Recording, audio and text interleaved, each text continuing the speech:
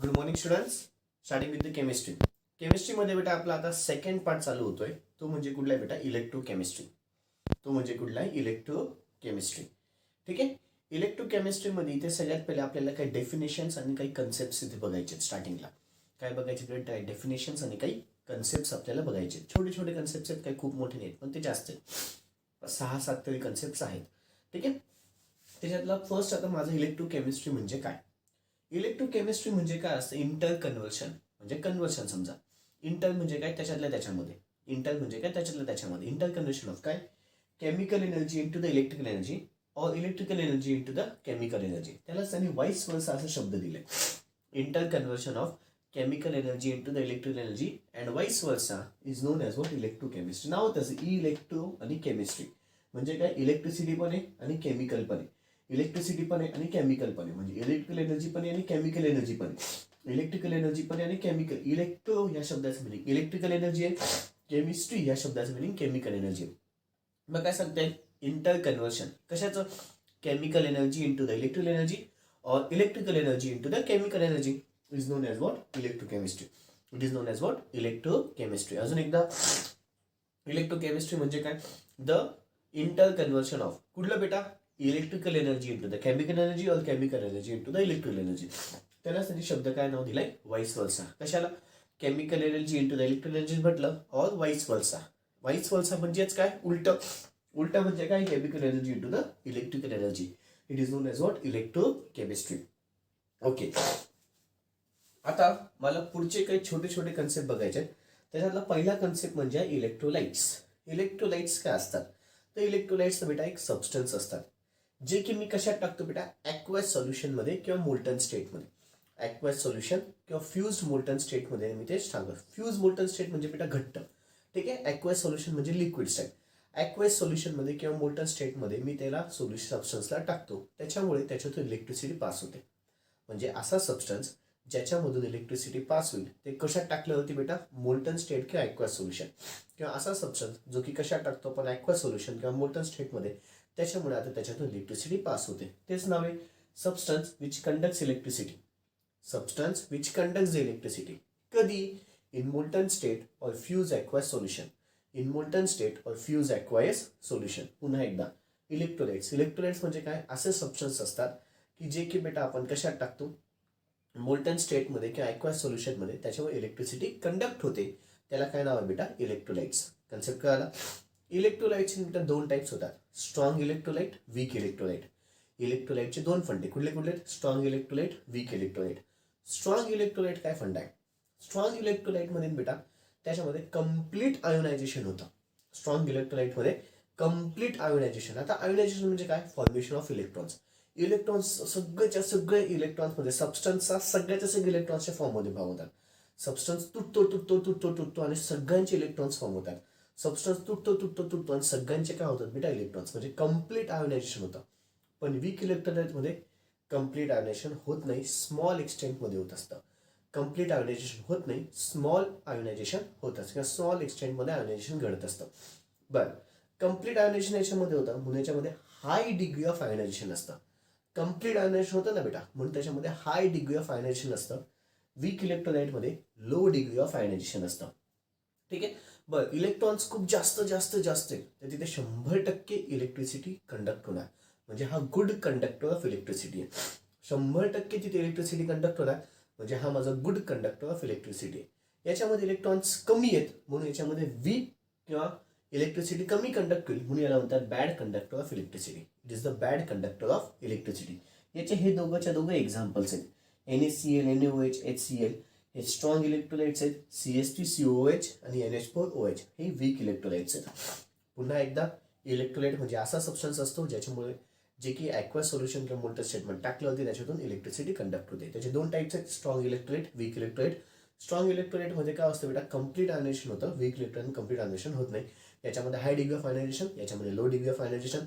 पुढे good conductor of electricity, bad conductor of electricity आणि दोघांचे एक्झाम्पल्स सांगितले. दोघांचे काय सांगितले बेटा? एक्झाम्पल्स. व्हिडिओ पॉज करायचा आहे, सगळंच्या सगळं लिहून काढायचं आहे. व्हिडिओ पॉज करायचा आहे, सगळंच्या सगळं लिहून काढायचं आहे. ओके. आता आपल्याला पुढचा कन्सेप्ट बघायचा बेटा, तो म्हणजे आहे इलेक्ट्रोलिटिक सेल आणि इलेक्ट्रोकेमिकल सेल. कुठला कन्सेप्ट आहे बेटा?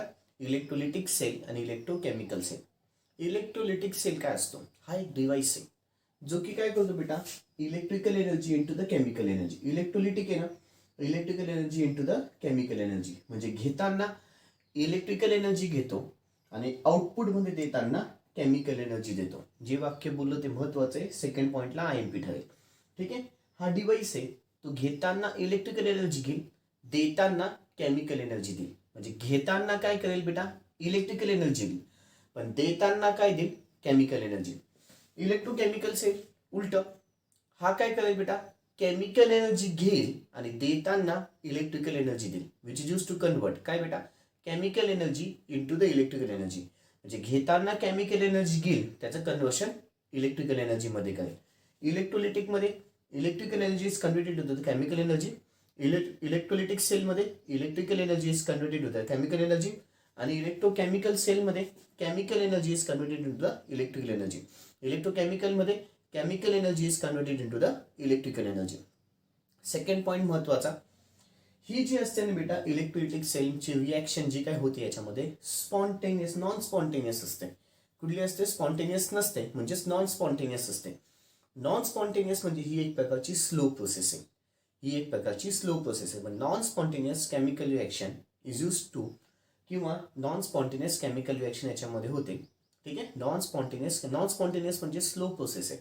नॉन स्पॉन्टेनियस म्हणजे स्लो प्रोसेस आहे, विच इज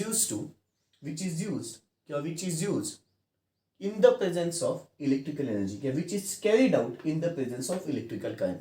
म्हणजे पहा, घेताना इलेक्ट्रिकल एनर्जी घेतली की नाही, नॉन स्पॉन्टेनियस आहे, स्लो प्रोसेस आहे, मान्य केलं. Which is carried out in electric current, म्हणजे घेताना इलेक्ट्रिकल एनर्जी घेतली म्हणून त्याने कॅरी केला तो इलेक्ट्रिकल करंट बेटा. इलेक्ट्रिकल करंट घेतला, त्याचं कन्वर्शन केमिकल एनर्जी मध्ये केलं. याच्यातला महत्वाचे मुद्दे ह्या पॉईंटमध्ये दोन, नॉन स्पॉन्टेनियस आहे आणि कॅरी करतो हा इलेक्ट्रिक करंट कॅरी करतो, which is carried out in the presence of electric current. Non spontaneous आहे and which is carried out in the presence of electric current. Non spontaneous आहे and which is carried out in the presence of electrical current. Electrochemical cell. Electrochemical बेटा spontaneous आहे. Spontaneous म्हणजे याच्यामध्ये reactions fast होतात, पण एक महत्वाचं आहे, which is use to generate the electrical current. बेटा पहा, केमिकलचं इलेक्ट्रिकल मध्ये कन्वर्ट केलं म्हणजे आउटपुटला शेवटी इलेक्ट्रिकल भेटलं. मग जनरेट केलं, काय जनरेट केलं बेटा, इलेक्ट्रिकल एनर्जी म्हणजेच इलेक्ट्रिकल करंट त्यांनी जनरेट केला. इलेक्ट्रिकल एनर्जी म्हणजेच इलेक्ट्रिकल करंट त्यांनी जनरेट केला. इथे इलेक्ट्रिक करंट कॅरी केला होता, इथे इलेक्ट्रिक करंट जनरेट केला होता. ही नॉन स्पॉन्टेनियस आहे, ही स्पॉन्टेनियस आहे. पुन्हा एकदा दोन पॉईंट सांगतोय. इलेक्ट्रोलिटिक मध्ये chemical energy is converted electrical energy is converted to chemical energy, आणि chemical energy is converted to the electrical energy.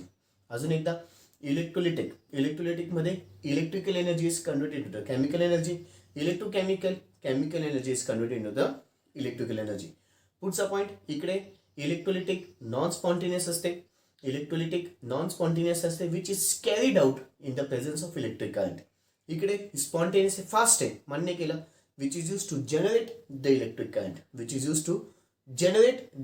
Current. पुढचा महत्वाचा मुद्दा, याच्यामध्ये बेटा कॅथोड हा निगेटिव्ह टर्मिनलला कनेक्टेड असतो आणि ॲनोड पॉझिटिव्ह टर्मिनलला. सोपं आहे बेटा, म्हणजे पहा, कॅथोड निगेटिव्ह असतं, ॲनोड पॉझिटिव्ह असतं. तेच झालं इलेक्ट्रोलिटिक मध्ये, पण इलेक्ट्रोकेमिकल मध्ये उलट आहे. Cathode is connected to the positive terminal of the battery, while anode is connected to the negative terminal of the battery. Cathode is connected to the positive terminal of the battery, while anode is connected to the negative terminal of the battery. इलेक्ट्रोलिटिकचे examples दिलेले आहेत. इलेक्ट्रोलिटिकचे examples कुठले कुठले? Electroplating आणि electrolysis of CuSO4. याचे काही example बेटा galvanic cell आणि डॅनियल सेल. याचे एक्झाम्पल्स कुठले आहेत बेटा? गॅल्व्हॅनिक सेल आणि डॅनियल सेल. अजून एकदा सांगतोय, इलेक्ट्रोलिटिक, इलेक्ट्रोकेमिकल. इलेक्ट्रोलिटिकमध्ये electrical energy is converted to chemical energy, electrochemical chemical energy is converted to electrical energy. पुढे हा काय बेटा? इलेक्ट्रोलिटिक नॉन स्पॉन्टेनियस आहे, which is carried out in the presence of electric current. Electrochemical बेटा spontaneous आहे, fast आहे, मान्य केलं, पण which is use to generate the electric current.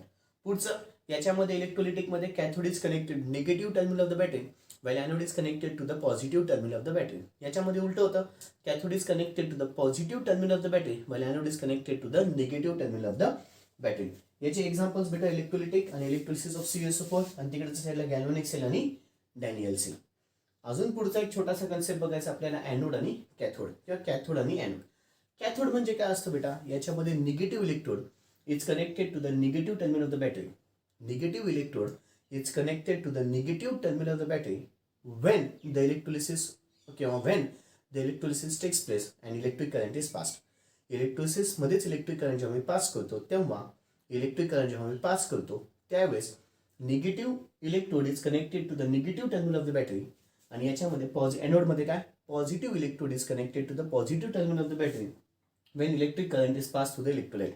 when electric current is passed through the electrolyte. पुन्हा एकदा कॅथोडमध्ये negative electrode is connected to negative terminal of the battery आणि एनोडमध्ये पॉझिटिव्ह टर्मिनल इज कनेक्टेड किंवा positive electrode is connected to the positive terminal of the battery. पुढचं नेहमी खूप वेळेस बोललोय बेटा मी, कॅथोडच्या इथे रिडक्शन रिॲक्शन घडत असते, एनोडच्या इथे ऑक्सिडेशन रिॲक्शन घडत असते. कॅथोडच्या इथे रिडक्शन रिॲक्शन घडत असते, एनोडच्या इथे ऑक्सिडेशन. दोघीकडे स्पॉन्टेनियसली घडतात. स्पॉन्टेनियस म्हणजे फास्ट रिॲक्शन्स घडतात, दोघीकडे फास्ट रिॲक्शन्स घडतात. इलेक्ट्रोलिसिसच्या प्रोसेसमध्ये असताना इलेक्ट्रॉनचा फ्लो निगेटिव्ह टर्मिनल पासून कॅथोडकडे जातो. इलेक्ट्रोलिसिसची प्रोसेस जेव्हा इथे घडत असते कॅथोडच्या साईडला, इलेक्ट्रॉनचा फ्लो निगेटिव्ह टर्मिनल पासून कॅथोडकडे. हा आणि हा पॉईंट सेमच आहे बेटा, काही वेगळा नाही आहे. Negative electrode is connected negative terminal battery म्हणजेच इलेक्ट्रॉनचा फ्लो कुठे जाईल बेटा, निगेटिव्ह टर्मिनल पासून कॅथोडकडे. याच्यामध्ये positive electrode is connected positive terminal of the battery म्हणजेच इलेक्ट्रॉनचा फ्लो कुठे जाईल बेटा, पॉझिटिव्ह टर्मिनल पासून एनोडकडे जाईल. पॉझिटिव्ह टर्मिनल पासून एनोडकडे जाईल. इलेक्ट्रोलिसिसच्या प्रोसेसमध्ये इलेक्ट्रॉनचा फ्लो इलेक्ट्रोलिसिसच्या प्रोसेस कॅथोडमध्ये इलेक्ट्रोलिसिसच्या प्रोसेसमध्ये निगेटिव्ह इलेक्ट्रॉनचा flow negative terminal of battery पासून कॅथोडकडे जातो.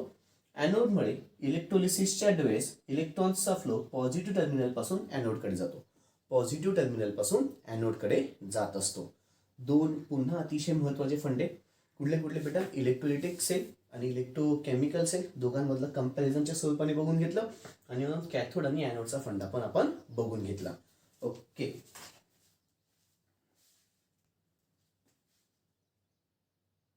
ओके. आता बेटा आपला पुढचा कन्सेप्ट चालू करायचा आहे, तो म्हणजे इलेक्ट्रोड पोटेन्शियल.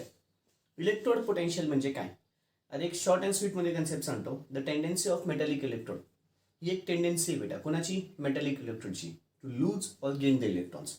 ज्याच्यामध्ये लुझिंग ऑफ इलेक्ट्रॉन्स पण होऊ शकतं, गेनिंग ऑफ इलेक्ट्रॉन्स पण होऊ शकतं. त्याला काय नाव बेटा, इलेक्ट्रोड पोटेन्शियल.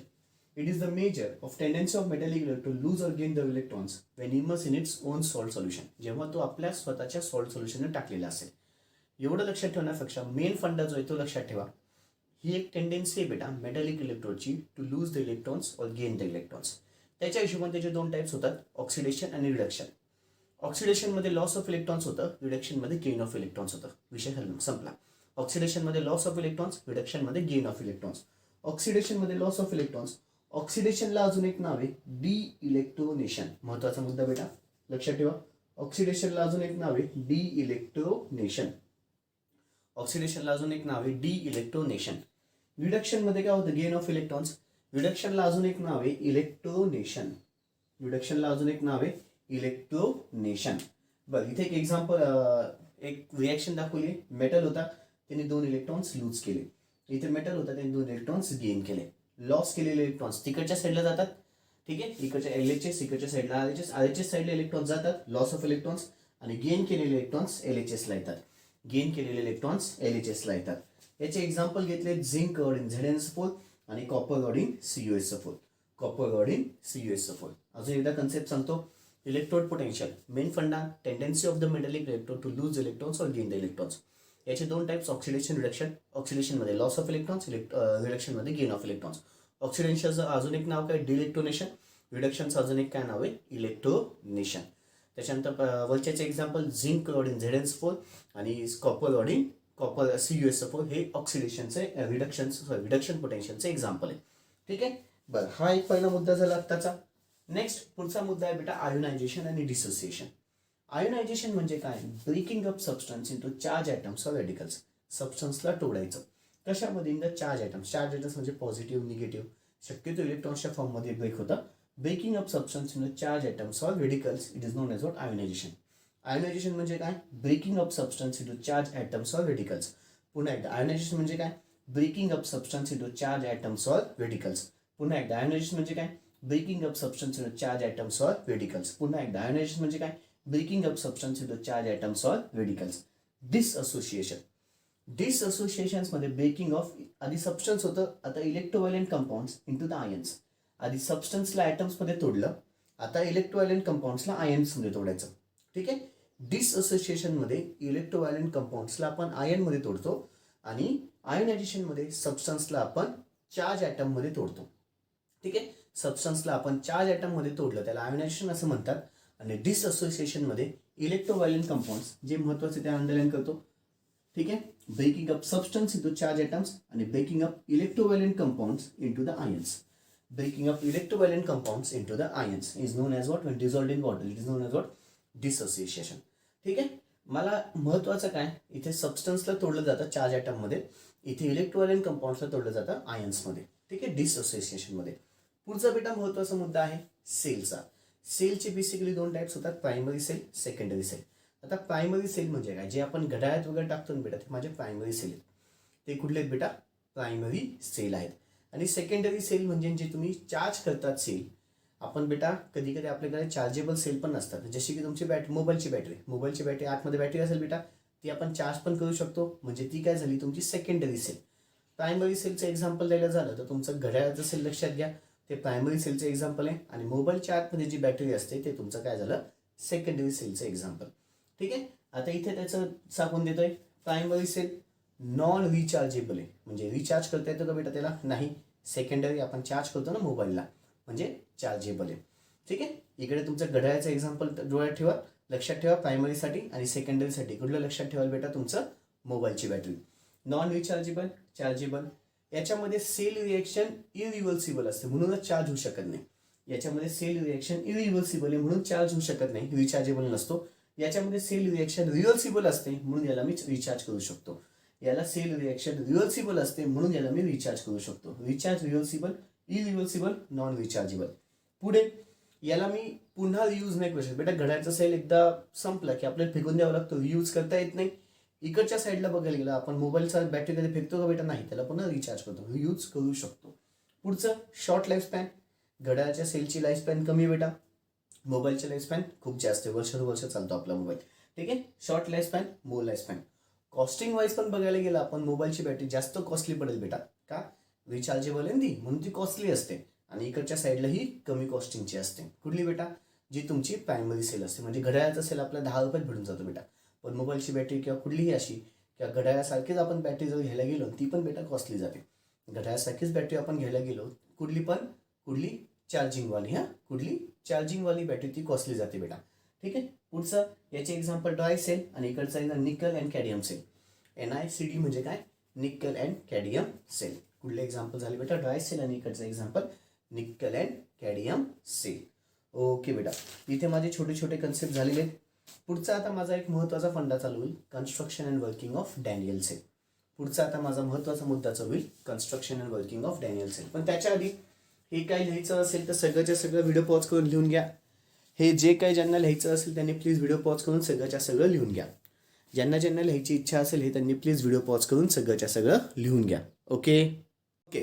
आता ना बेटा आपल्याला पुढचा कन्सेप्ट बघायचा आहे, तो म्हणजे आहे construction and working of Daniel cell. त्याच्यामध्ये दोन कन्सेप्ट आहेत बेटा. Daniel cell with porous partition हा पहिला कन्सेप्ट आहे, आणि सेकंड कन्सेप्ट आहे Daniel cell with salt bridge. पहिला कन्सेप्ट कुठला बेटा? Daniel cell with porous partition, आणि सेकंड कन्सेप्ट आहे Daniel cell with salt bridge. आता ना बेटा तुम्हाला इथे बाजूला डॅनियल सेल विथ पोरस पार्टिशनची फिगर दिसत असेल, दिसते बेटा. त्या फिगरच्या आतमध्ये एक वेसल, एक मोठं भांड आहे. ठीक आहे. त्या भांड्याच्या आतमध्ये काहीतरी सोल्युशन दिसतंय. पुन्हा त्याच्या आतमध्ये पण एक भांड आहे, आणि पुन्हा त्याच्या आतमध्ये पण सोल्युशन आहे बेटा, दिसतंय. आणि पहिल्या मोठ्या भांड्यामध्ये एक इलेक्ट्रोड जोडलेला आहे, आणि दुसऱ्या छोट्या भांड्यामध्ये एक अजून एक इलेक्ट्रोड जोडलेला आहे. आता जे तुझं मोठं भांड आहे ना, त्या मोठ्या भांड्याच्या आतमध्ये जो इलेक्ट्रोड आहे तो झिंक इलेक्ट्रोड आहे, आणि तिथे जे सोल्युशन आहे ते सोल्युशन कुठलं बेटा? ZnSO4 सोल्युशन आहे. ठीक आहे. कुठलं सोल्युशन आहे? ZnSO4 सोल्युशन आहे. ठीक आहे. त्याच्यानंतर पुढचं बोलायला गेलं, जे छोटं भांडं आहे त्याच्या छोट्या भांड्याच्या आतमध्ये पण एक इलेक्ट्रोड आहे, जो वर्टिकल दिसतोय ना बेटा, वर्टिकल हुबा असलेला इलेक्ट्रोड आहे बेटा. तिथे इलेक्ट्रोड कुठला बेटा, कॉपरचा इलेक्ट्रोड आहे. ठीक आहे, तिथे कुठला इलेक्ट्रोड आहे, कॉपरचा इलेक्ट्रोड आहे. आणि त्याच्यामध्ये जे सोल्युशन आहे ते CuSO4 सोल्युशन आहे. त्याच्यामध्ये जे सोल्युशन आहे ते CuSO4 सोल्युशन आहे. आता ते ZnSO4 सोल्युशन आणि CuSO4 सोल्युशन मिक्स नाही होत. कोणामुळे नाही होत, तर मध्यभागी एक दुसरं वेसल आहे जे की पोरस पार्टिशन म्हणून काम करते बेटा. ते काय बेटा, पोरस पार्टिशनमुळे ZnSO4 आणि CuSO4 सोल्युशन मिक्सअप होत नाहीये. ठीक आहे, काय काय झालं काय काय नाही. पुन्हा एकदा, एक मोठं भांड, त्याच्यामध्ये एक इलेक्ट्रोड, त्याच्यामध्ये एक सोल्युशन. इलेक्ट्रोड कुठलं आहे, झिंकचं इलेक्ट्रोड आहे. सोल्युशन कुठलं आहे, ZnSO4 सोल्युशन आहे. त्याच्या आतमध्ये पुन्हा एक छोटं भांड आहे. त्या छोट्या भांड्यामध्ये एक इलेक्ट्रोड आहे, तिथे पण एक सोल्युशन आहे. ते इलेक्ट्रोड कॉपरचं आहे आणि सोल्युशन कुठले, CuSO4. ते दोघं मिक्सअप होत नाही, दोघं सोल्युशन्स मिक्सअप होत नाही. तर का मिक्सअप होत नाही, तर मध्ये पोरस पार्टिशन आहे. ठीक आहे, बरं. आता इथे याला ना बेटा आपण वरच्या साईडला व्होल्टेज सप्लाय देतो. व्होल्टेज सप्लाय दिल्याच्या नंतर व्होल्ट मीटरचे इथे मला रिडिंग भेटतं 1.1 मीटर, म्हणजेच EMF याचा असतो 1.1 मीटर. शेवटचा पण तोच आहे. ठीक आहे, आता झिंकच्या इथे ना बेटा एनोडिक रिएक्शन घडते आणि कॉपरच्या इथे कॅथोडिक रिएक्शन घडते. झिंकच्या इथे हे कन्स्ट्रक्शन आधी एक्सप्लेन झालं, आता मी वर्किंग सांगतोय. झिंकच्या इथे तुमचं एनोडिक रिएक्शन घडते आणि कॉपरच्या इथे कॅथोडिक रिएक्शन. झिंकच्या इथे एनोडिक म्हणजे ऑक्सिडेशन रिएक्शन, एनोडिक रिएक्शनच्या इथे म्हणजे ऑक्सिडेशन. ऑक्सिडेशन म्हणजेच लॉस ऑफ इलेक्ट्रॉन्स. एनोडच्या इथे एनोडिक रिएक्शन घडली म्हणजेच ऑक्सिडेशन घडलं म्हणजेच लॉस ऑफ इलेक्ट्रॉन्स. झिंकने बेटा 2 इलेक्ट्रॉन देऊन टाकले. तेच कॅथोड. कॅथोड कुठे आहे बेटा, कॉपरच्या इथे कॅथोड आहे, म्हणजे कॅथोडिक रिएक्शन तिथे घडेल, गेन ऑफ इलेक्ट्रॉन्स होईल. गेन ऑफ इलेक्ट्रॉन्स झालं की इलेक्ट्रॉन्स कुठे आले बेटा, LHS ला आले. इलेक्ट्रॉन्स RHS ला होते, आले इलेक्ट्रॉन्स LHS ला आले. ठीक आहे, आणि कॉपर काय होईल, डिपॉझिट केला जाईल. आणि कॉपर काय होईल बेटा, डिपॉझिट केला जाईल. कळालं बेटा, हा छोटासा फंडा आहे तुमचा कुठला, Daniel cell with porous partition. याच्यामध्ये महत्वाचं पुन्हा ऑक्सिडेशन रिएक्शन, रिडक्शन रिएक्शन. आणि अजून एक EMF ची किंमत याच्यामध्ये किती असते, 1.1 व्होल्ट. याच्यामध्ये EMF ची किंमत किती असते बेटा, 1.1 व्होल्ट. ओके, हा कन्सेप्ट माझा कुठला झाला, Daniel cell with porous partition. आता मी सेकंड कन्सेप्ट बघेल बेटा, तो म्हणजे कुठला असेल, Daniel cell with salt bridge. तो म्हणजे कुठला असेल, डॅनियल सेल. ओके, आता माझा कन्सेप्ट चालू होईल बेटा, Daniel cell with salt bridge. Daniell cell with salt ब्रिजचा डायग्राम तुमच्या आता इथे डोळ्यासमोर आहे, दिसते बेटा. तिथे आता 2 वेगवेगळे वेसल्स घेतले, दिसत आहेत. 2 वेगवेगळे वेसल्स घेतले, त्याच्यामध्ये 2 इलेक्ट्रोड्स टाकले. ठीक आहे, आणि त्याला आपण व्होल्टेज सप्लाय दिलेला आहे. त्याला आपण काय दिला बेटा, व्होल्टेज सप्लाय दिलेला आहे. ठीक आहे, मग 2 वेसल्समध्ये, 2 भांड्यांमध्ये. ठीक आहे, पहिल्या भांड्यामध्ये सपोज मी घेतलं, तुम्हाला तिकडच्या बाजूला दिसतंय, पहिल्या भांड्यामध्ये झिंक रॉड आहे ज्याच्यामध्ये ZnSO4 सोल्युशन असतं. दुसऱ्या भांड्यामध्ये इकडच्या साईडला जो भांड आहे, माझ्या साईडला जे भांड आहे, त्याच्यामध्ये काय बेटा, कॉपर इलेक्ट्रोड आहे ज्याच्यामध्ये CuSO4 सोल्युशन असतं. त्याच्यामध्ये कुठलं सोल्युशन असतं, CuSO4. पण हे दोघं सोल्युशन्स एकमेकांना इंटरकनेक्ट केले जातात with the help of salt bridge. With the help of salt bridge. Salt ब्रिजचं अजून एक काम, हे दोघांना तो सोल्युशन्सला न्यूट्रल ठेवण्याचं काम करतो. या दोघं सोल्युशन्सला तो काय ठेवतो बेटा, न्यूट्रल ठेवण्याचं काम करतो. ठीक आहे, पुन्हा एकदा, पहिल्या भांड्यामध्ये, तिकडच्या पहिल्या भांड्यामध्ये झिंक रॉड ZnSO4 सोल्युशन, इकडच्या साईडला कॉपर रॉड CuSO4 सोल्युशन. ठीक आहे, त्याच्यानंतर इकडे सॉल्ट ब्रिज आहे. सॉल्ट ब्रिज म्हणजे इन्व्हर्टेड यू शेप मध्ये आहे सॉल्ट ब्रिज. जो सॉल्ट ब्रिजचा जो माझा ब्रिज आहे बेटा, सॉल्ट ब्रिज का नाव दिलंय, ते दोघांना कनेक्ट करते म्हणून त्याला ब्रिज असं नाव दिलेलं आहे. तो इन्व्हर्टेड यू शेप मध्ये आहे आणि तो दोघं सोल्युशन्स न्यूट्रल ठेवण्याचं काम करेल. ठीक आहे, तिथे पण एनोडिक रिएक्शन, कॅथोडिक रिएक्शन. झिंकचे इथे पुन्हा एनोडिक रिएक्शन, कॉपरचे इथे पुन्हा कॅथोडिक. काहीच फरक नाही बेटा मागच्या याच्यात. झिंकच्या इथे एनोडिक रिएक्शन, कॉपरच्या इथे एनोडच्या इथे एनोडिक रिएक्शन म्हणजे ऑक्सिडेशन म्हणजे लॉस ऑफ इलेक्ट्रॉन्स घडलं. कॅथोडच्या इथे कॅथोडिक रिएक्शन म्हणजे गेन ऑफ इलेक्ट्रॉन्स घडलं. आणि मग नेट रिएक्शन, LHS ला सगळं दिलं, RHS सगळं RHS ला दिलं. इलेक्ट्रॉन्स कॅन्सल झाले. इलेक्ट्रॉन्स काय झाले बच्चा लोक, कॅन्सल. हा फंडा माझा कुठला झाला बेटा, Daniel cell with salt bridge. हा फंडा कुठला झाला, Daniel cell with salt bridge. Okay बच्चा लोक, उद्यापासून माझा पुढचा फंडा चालू होईल, तो म्हणजे Faraday's first law and second law. Next concept चालू होईल बेटा, तो म्हणजे फॅरेडेजचा first law and second law. Okay बच्चा, दॅट्स ऑल. बाकीचं उद्या. Thank you, good day.